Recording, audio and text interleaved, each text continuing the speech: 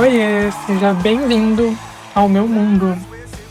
Pessoal, no vídeo de hoje eu quero falar com vocês sobre um tópico interessante que me surgiu à mente esses dias, né?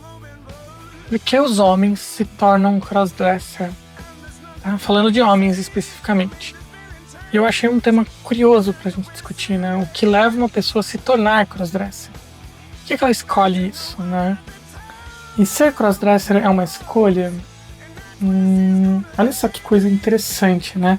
Eu vim falando pra vocês que ser trans não é uma escolha. E ser cross é uma escolha? Eu diria que sim e não, tá? Eu diria que a gente coloca muito esforço, né? Pra poder viver uma coisa que é um tabu tão grande assim. Então, eu não acho que é tanto escolha assim. Eu acho que as pessoas que são cross, assim como as pessoas que são trans, elas têm uma tendência a querer viver, respirar isso, né? Sentir isso. E nesse contexto, eu acho que as pessoas acabam se tornando crossdresser porque elas enfrentam dificuldades, na maior parte das vezes, de poder vivenciar isso de forma aberta no meio, né?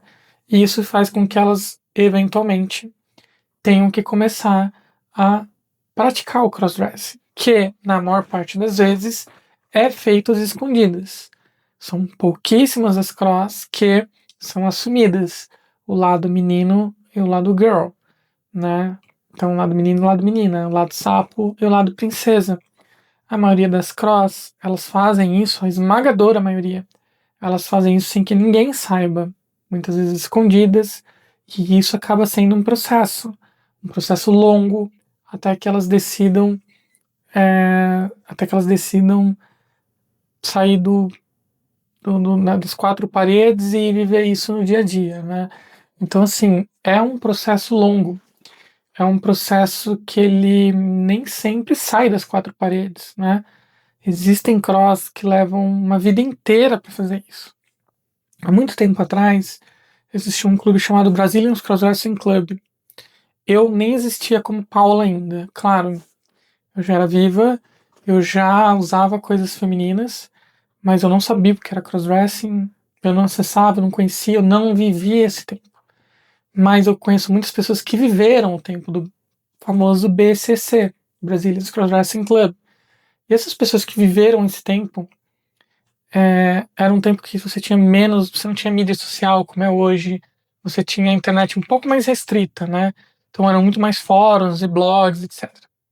Essas pessoas acessavam esses fóruns do BCC e fóruns parecidos, etc., como o famoso chat da UOL também, né, que existe até hoje, inclusive fiquei sabendo, mas acessavam esses lugares, é, ficavam sabendo de pessoas que praticavam crossdressing e naquela época já eram cross de armário, mas nunca se expunham, nunca saíam em lugar nenhum, nunca faziam nada. Pessoas essas que 15, 20 anos depois começaram somente agora na vida a sair e a se expor, né? Então, assim, as pessoas muitas vezes elas vivem o crossdressing porque elas precisam se conectar com esse universo feminino e muitas vezes acabam o fazendo de forma escondida, de forma com que ninguém nunca saiba de nada, até que algumas amarras saiam e elas comecem a viver isso de forma mais exploratória, de forma a se expor mais, né? Então, parte do crossdressing é explorar o universo feminino. Então, por que as pessoas se tornam cross? Por que os homens se tornam cross? Porque eles querem ser mulheres? Porque eles são trans? Porque eles são gays? Porque eles... Não, gente. Eles se tornam cross porque eles querem experimentar qual é a sensação de vivenciar qualquer que seja uma experiência do universo feminino. Isso independe de orientação sexual, isso independe de, sei lá, identidade de gênero, independe. A pessoa faz isso porque ela quer ter essa experiência. É a mesma coisa se você perguntar assim, por que que os homens no bloco de carnaval se vestem de mulher? Por que que alguns se vestem e outros não? Porque é divertido. Porque eles querem ter essa experiência. E algumas pessoas querem experienciar isso mais e mais e mais e mais. Algumas podem nunca chegar a sair e vivenciar nada, enquanto outras podem sim, e é bem comum que esse desejo comece a evoluir. Eu tenho uma amiga, que é a Renata Gracin, super beijo pra você, Rê, também, que inclusive é o primeiro major trans do Exército Brasileiro, né? Então é uma pessoa de grandes lutas e grandes conquistas, e é uma grande amiga minha. Ela sempre me disse da teoria dos freios, que é como se toda cross tivesse alguns freios, freios sociais, freios, sei lá, psicológicos, freios de traumas, freios de preconceito. Conforme você vai tirando esses freios ao longo da sua vida, você vai se soltando mais para viver o crossdressing, né? Então você vai querendo sair, conviver, explorar, sentir, respirar. Você vai soltando e soltando e soltando e soltando. Tá certo que ela tem uma teoria de que toda cross eventualmente vai transicionar. Eu já acho que não. Eu já acho que a minoria vai transicionar, porque eu acho que entre crossdresser e uma trans ainda tem uma diferença grande na forma de se identificar, de se pensar. Eu acho que a maior parte das pessoas é fluida nesse aspecto, gosta de viver os dois lados. Acho que a minoria é assim, mas é uma opinião minha, que pode ser real ou não, não sei, nem sei como a gente poderia validar isso, teria que fazer uma pesquisa, né? Mas eu acho que a maior parte das crosses está bem em viver as duas partes, em viver o sapinho e a princesa, como a minha amiga Nath fala no canal dela, que pra ela tá ótimo essa dualidade. Acho que a maioria das crosses são assim, porque apesar de em alguns momentos elas falarem assim, nossa, eu queria viver com mulher para sempre, elas saturam e elas chegam a viver aqueles urges e puges, sabe, que eu falei assim, e em algum momento elas voltam pro menino ali, deixam a menina de lado e depois volta com aquela vontade louca de ver a menina de novo. Isso é bem comum. E enquanto uma pessoa trans, como eu já falei em outros vídeos, ela já tem uma necessidade muito maior de ser. Porque enquanto ela tá de sapinho, enquanto a gente tá de menino, assim, a gente começa a ter uma disforia, a gente começa a não se gostar, a gente começa a não se enxergar, a não se reconhecer. E aí vem sintomas como depressão, estresse, ansiedade, uma série de coisas nesse sentido, tá? E quando você tá de menina, assim, você se acalma, você se vê, você se reconhece. E você quer cada vez mais perseguir essa imagem e viver isso. Mas não é ser trans que leva um homem a virar crossdresser. Não é isso. É simplesmente a vontade de viver essa experiência do feminino. E essa experiência, ela pode ser vivida de inúmeras maneiras, mas geralmente segue também um processo no qual, sim, eu concordo com a Renata, você vai tirando os seus freios. E eles podem sair todos muito rápido, dependendo da sua situação, como por exemplo, é, a minha amiga Bruna, né, que Bruna Queiroz. Gente, eu sou péssima com sobrenomes, mas a Bruna Queiroz, que também é youtuber, então, Bru, aqui, super beijo pra você. Na verdade, o sapinho dela é youtuber, ou era youtuber. E agora ela tá pensando em retomar alguns projetos aí com a Bruna, como a princesa dela. Algumas pessoas como a Bruna são bem mais jovens, que eu acho que ela é bem mais jovem do que eu. Bem mais. Ela solta essas amarras muito cedo e hoje em dia ainda mais, né? E saem vivendo, e saem explorando, e não estão nem aí se vão se expor de sapo, de princesa, e isso é ótimo. Mas muita gente e a grande maioria das esmagadoras das cross, infelizmente, acaba fazendo isso muito tarde. E quando eu falo tarde, muitas vezes é depois dos 50, depois dos 60, que é onde a vida muda algumas perspectivas de já ter criado filho, de já ter talvez vivido mais do que um casamento, de ter passado por alguma questão de mudança muito grave na vida, e a pessoa resolve soltar essas amarras, esse freio e finalmente respirar e finalmente se curtir e mesmo assim vive esses altos e baixos, né? E no final do dia, eu, por exemplo, já levei algumas pessoas para primeiras experiências em lugares públicos, né? Até 2 semanas atrás fui com duas amigas cross, a Pietra e a Raquel. Uma delas, inclusive, vai transicionar, que é a Raquel. A gente foi num passeio, num shopping, e foi a primeira vez dela se expondo numa situação assim. E sempre surge a questão do freio, o que as pessoas vão pensar, o que elas vão nem tanto pra Raquel, mas pra Pietra, é algo forte. Pô, será que elas vão me reconhecer? Será que elas vão me destratar, vão mexer comigo? Como é que vai ser? E no geral, você vai vendo que na grande maior parte das vezes, tá tudo bem, nada acontece. Mas sempre é importante você tomar cuidado, né? Lembra o que eu falo? Vivemos num país muito violento.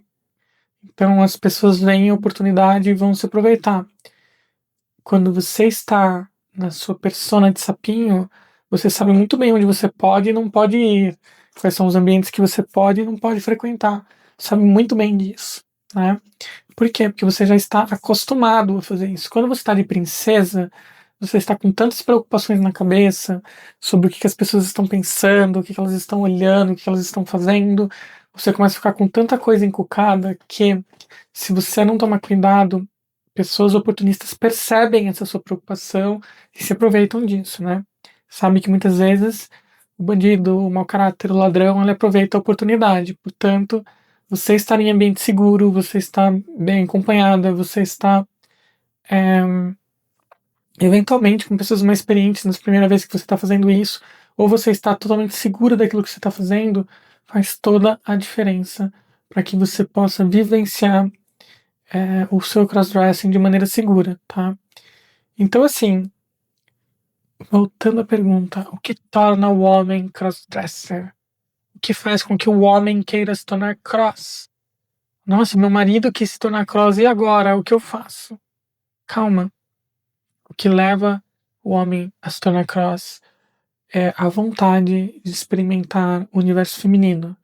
E para você, esposa de um marido cross, saiba que você tem uma mina de ouro nas mãos, talvez, tá? Porque a grande parte dos homens cross que eu conheço que são casados com mulheres, eles são homens muito mais românticos, muito mais atenciosos, muito mais com o lado feminino destacado.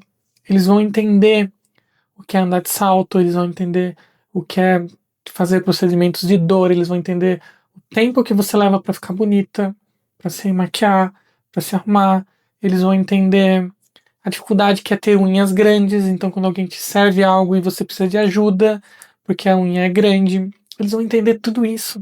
Eles vão entender o trabalho que deu para você se cuidar, para você perder peso, para você, enfim, vejam isso como uma forma positiva, porque ele tem uma conexão que não necessariamente é uma conexão extrema, não necessariamente ele quer transicionar, não necessariamente ele quer isso, mas esse lado feminino dele pode ser algo muito agregador pro casamento de vocês, desde que vocês achem diálogo e consigam trabalhar isso.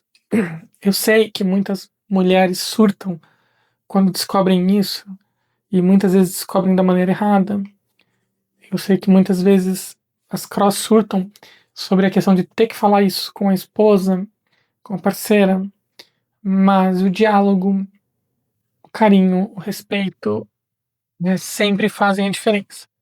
E mesmo em casos como o meu, que são um extremo, né, no qual eu nem cheguei pra minha esposa e falei, olha, Beck, eu sou cross, né, talvez algum dia eu possa falar um pouco melhor, desde que ela me ajude a lembrar um pouco sobre como foi esse momento tão traumatizante da nossa vida, né, eu já cheguei e falei, amor, eu sou uma mulher trans. E depois eu fui falar pra ela o que era crossdressing, né? Porque, obviamente, o crossdressing é um termo que não é tão conhecido, tão difundido assim no mercado, né? No meio, no mercado, né? Na internet, em qualquer lugar. Então, sim, é um tabu dos tabus. Mas saibam que o que leva um homem a praticar o crossdressing é simplesmente a vontade de sentir, de ter a experiência, de viver, de se conectar com o eu feminino. Eu gosto de acreditar que todo mundo tem um lado masculino e feminino dentro de si. Para algumas pessoas vai ser mais forte um lado ou outro, né? As mulheres também têm os seus lados masculinos dentro delas, né? E, enfim, tem muita mulher que tem atitudes totalmente masculinas no relacionamento. E tem muito homem que tem atitudes totalmente femininas no relacionamento. E tudo bem, porque a gente cria padrões do que é coisa do homem, que é coisa da mulher, e às vezes até me irrita um pouco quando as pessoas tentam sempre trazer para padrões. Eu sei que o mundo ele gira em torno de padrões, até cientificamente falando, mas existem as exceções. E as exceções elas também existem, elas só não são a maioria, mas elas existem. Então, o respeito à diversidade é sempre bom, né? Porque todo indivíduo vale. Né? Então, eu vejo tantas pessoas falarem que você nunca deve pensar em questões contra a sua própria vida, e aí essas pessoas elas atacam as minorias, elas não percebem que isso faz com que a pessoa, por não conseguir se encaixar na maioria, comece a pensar em atentar-se contra a própria vida. Então é muito cruel isso. Porque, de novo, algumas coisas não são escolhas, elas só são assim, tá? Bom, então é isso, gente. Mais um vídeo reflexivo, sem dicas nem nada. Eu preciso pensar agora nos videozinhos de dica de coisas mais leves para trazer para vocês aqui, né? Tô muito reflexiva nesses últimos vídeos aí. Mas mais um tema aqui para trazer para vocês.